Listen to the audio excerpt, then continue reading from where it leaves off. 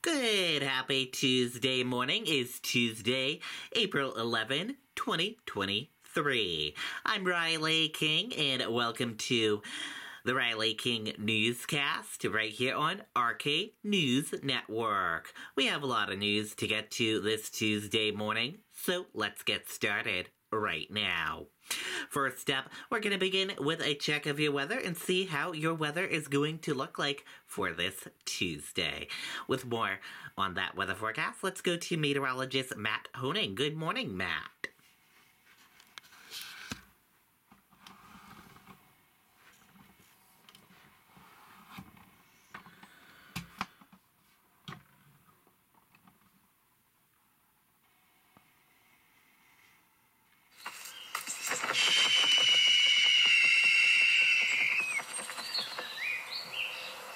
Look how huge the jackpot is.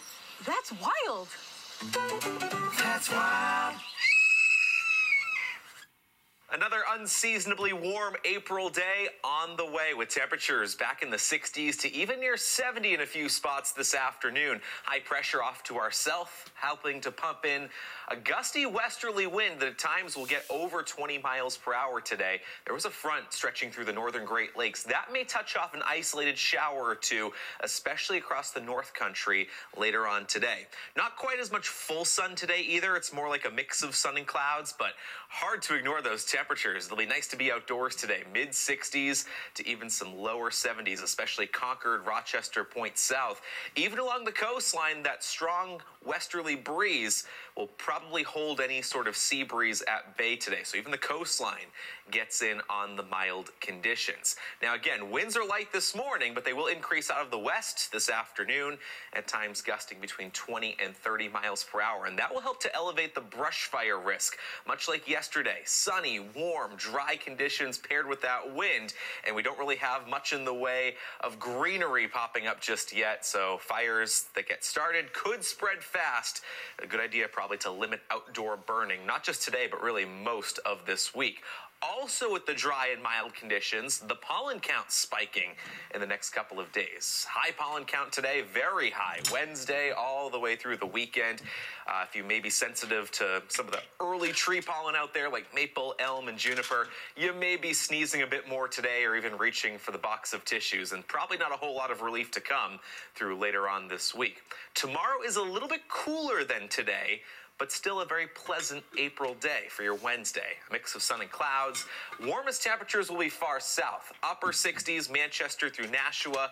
Mid 60s through the Upper Valley and Concord. 50s far to the north, and a sea breeze likely keeps the coastline in the lower 60s very late tomorrow afternoon. But it's a brief cool down on Wednesday. Check out the readings Thursday and Friday. A stretch of even summer-like conditions. We'll probably get close to 80 Thursday, and a lot of towns probably do crack, if not even exceed, the 80-degree mark in time for Friday. Keep in mind, highs in the 80s. Those are average high temperatures for late June. So really some unseasonable warmth on the way for late week. Now, we'll turn cooler over the weekend, but still mild at that. Partly sunny Saturday, highs in the low 70s. Clouds thicken up on Sunday. The chance is there for a few showers, and that could extend into the morning of Marathon Monday, with a trend toward drier conditions for the afternoon. Okay, and there you go on that weather forecast from meteorologist Matt Honing. Thank you for that, Matt. And let's go into traffic and see how your roadways are looking like for this Tuesday. And here's a look at your traffic. On 93, you got a nice smooth sailing ride heading into Boston. 293, a nice smooth sailing ride as well. 89, a nice smooth sailing ride as well. 393, a nice smooth sailing ride as well. Route 4, you got a nice smooth sailing ride as well, with a little bit of medium paced traffic. Route 16 of the Spalding, nice smooth sailing ride with a little bit of medium and slow-paced traffic. 95 from Maine through New Hampshire into the border of Massachusetts, a nice smooth sailing ride. 101, a nice smooth sailing ride there. And Route 3 around Merrimack, Nashua into that border of Massachusetts, a nice smooth sailing ride as well. And that is a look at your traffic for this Tuesday morning. If you do spot a traffic issue, make sure you let us know so we can let our viewers know as well. And now let's get into your news. Undefeated New Hampshire Fisher Cats to host Red Sox affiliate for Tuesday's opening night. Tonight is the opening night for the New Hampshire Fisher Cats. Let's take a listen to that video and that report from WMUR News 9. Make the most of every property with a great deal on the Kubota commercial landscape lineup. Right now, bring home the Kubota Z700 mower for 0 down, 0% APR for up to 60 months. MV tractor and equipment, where best meets second to none. MV. Well, the Fisher Cats are looking to win their first home game of the 2023 season, and tonight is their chance. Yeah, first pitch coming up fast. They are set to host the Sea Dogs for their home opener. Kevin Scroop is live at the ballpark for us this morning. And yes! Yes! The outfit is on. What are we talking about? What? We're talking about you being on a roll today. I don't get it. I'm just here to talk about the renovations at the ballpark for the next 30 seconds. I don't know what you're talking about. We have an incredible night on the way here for the Fisher Cats tonight. It is their home opener, starting the season 3-0. The Dugout Terrace are some new seats we just showed you in the last half hour, along with dinner on deck, a way that you could have dinner right behind home plate with seats there. It is ready for everybody here tonight. What they list as ferocious family fun will be out here tonight at 6:35. They open up here at home, starting undefeated against the Portland Sea Dogs, the Red Sox farm team. Should be a great time here tonight. Nearly 70 home games slated for the season and over a dozen nights of fireworks as well. Should be a fantastic evening for baseball tonight. A lot of sunshine expected through the day today with a breeze. Bring a light jacket for tonight because it will start to cool off during the evening. After all, it is April. For more coming up in just a little bit, we're going to talk about a lot of the special promotions they're going to have during the season and an exclusive forecast for the game tonight. Coming up in just a little bit. I have a hard time concentrating on what he's telling us here, but we're going to relish every moment of this, Kevin. Boy. Aaron, don't get too far behind today, otherwise you'll be playing catch-up all day, Kevin. Okay, and there you go on that video and that report. Man rescued from Manchester fire suffers life-threatening injuries. Let's take a listen to that video from WMUR News 9. Make the most of every property with a great deal on the Kubota commercial landscape lineup. Right now, bring home the Kubota Z700 mower for 0 down, 0% APR for up to 60 months. MV tractor and equipment, where best meets second to none. MV. Right now, there is an electric crew working in the alley behind this building. Witnesses tell us they rushed to make sure that everyone was out, even as firefighters rushed from one scene to another. By the time they got here, things started billowing out in fireballs. A home on Walnut Street in Manchester was engulfed by flames shortly before 6 o'clock Monday night. A lot of loud bangs. There was a lot of... It's not like fireworks when the electric part of the house caught on fire. It was insane. The fire department says crews were on the scene within 3 minutes of the first call, and they were able to rescue a man from the burning building before things got worse.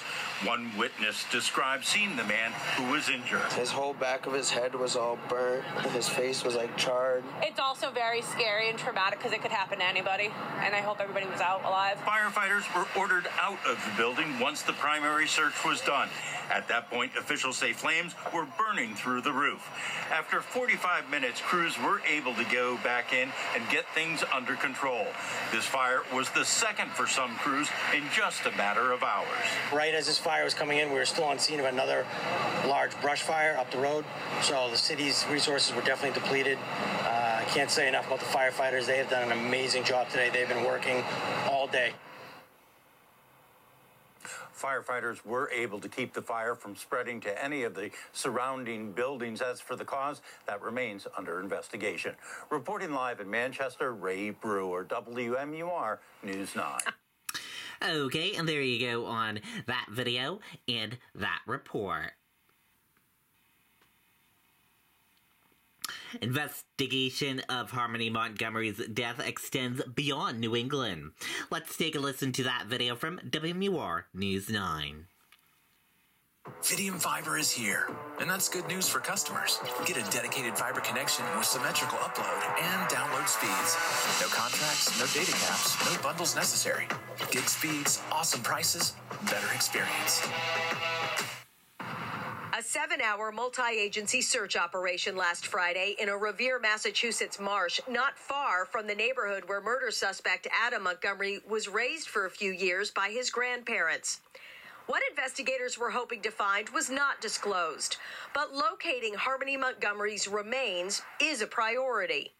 Multiple sources confirmed to News 9 Investigates that in March, 2 detectives from the Manchester Police Department traveled to Florida and met with Adam's father and grandmother. It was called a courtesy visit, according to one source. Detectives shared new, gruesome, upsetting details about Harmony's death that the family had not heard before. Adam Montgomery is charged with second-degree murder. According to the grand jury indictment, he recklessly caused Harmony's death by repeatedly striking her in the head with a closed fist. Adam is also charged with altering, destroying, concealing, or removing Harmony's body between the day she died and March 4th, 2020. He has pleaded not guilty to the charges. Officials say they had specific information that led them to the marsh in Revere on Friday. But a source confirms to News 9 that information did not come from Harmony's alleged killer, Adam. Before the homicide trial begins, Adam will be tried on weapons charges, including career armed criminal. 2 new charges were just added to that case last week. Even before the murder trial, if Adam Montgomery is convicted in the weapons case, he's looking at 70 years in prison. Harmony Montgomery's homicide trial is set to get underway in August. And although right now her remains, as far as we know, are still missing, investigators tell News 9 Investigates that they have amassed a lot of evidence from various locations here in the city, and they're confident that will prove their case. We're live outside the Hillsborough County House of Corrections. Amy Cavino, WMUR News 9. Okay, and there you go on that video and that report. Doctors report global trends show allergy seasons are getting longer. Let's take a listen to that video from WMUR News 9. Make the most of every property with a great deal on the Kubota commercial landscape lineup. Right now, bring home the Kubota Z700 mower for 0 down, 0% APR for up to 60 months. MV tractor and equipment, where best means second to none. MV. Ah, the joys of spring. The grass is greener, flowers start blooming, and people start sneezing. It's horrible. The eye's itchy. My nose is constantly running, but that's okay. We'll keep us from going outside. This is definitely about the time of year when we start to see the allergens come out in our area. New Hampshire doctors tell us allergy seasons vary from year to year, but we are seeing global trends with allergy seasons getting longer because we think of, global warming as a factor. One of the ones that have been best studied is ragweed, which tends to be more of a fall allergen, but we're seeing that ragweed season is starting sooner and lasting longer in a lot of places. If you're a sufferer, doctors tell us start allergy medication earlier, ideally about a month before the season even begins. Plus, they say there are 3 tablets you can put under your tongue for treatment. The doctor says they've recently been approved by the FDA. And it's definitely a good option for people who have those allergies. It can save them the trip of having to come to the clinic and get the injections. And they say if you're in a city like Manchester, you may notice your symptoms are actually worse because all the pavement and buildings can make it warmer than elsewhere. If you're suffering and having recurring symptoms, doctors say reach out to an allergist who can help. And so these allergy seasons aren't just getting longer, they're also getting more intense, a lot more intense. In fact, the USDA says compared to 1990, there is now 21% more pollen in the air. Okay, and there you go on that video and that report.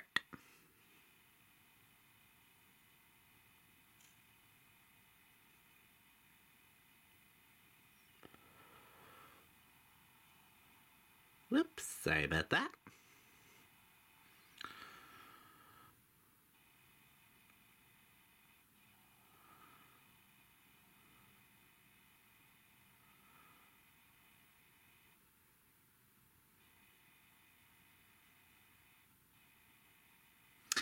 DOJ launches probe into leaked intelligence docs. Let's take a listen to that video from ABC News. Whether curiosity is your guide or you're taking the turns as they come. At Hyundai, we're thinking of every mile. There's magic in the journey. A damaging leak of top-secret U.S. intelligence. Tonight, where the White House is now acknowledging they don't know who took the classified documents and if there is more to come. And what it all reveals, including what the U.S. knows about Russia, its military, and about Ukraine. Terry Moran at the White House tonight. An alarming admission from the White House today about the extent of the damage from the growing number of classified U.S. military documents leaked online. We don't know.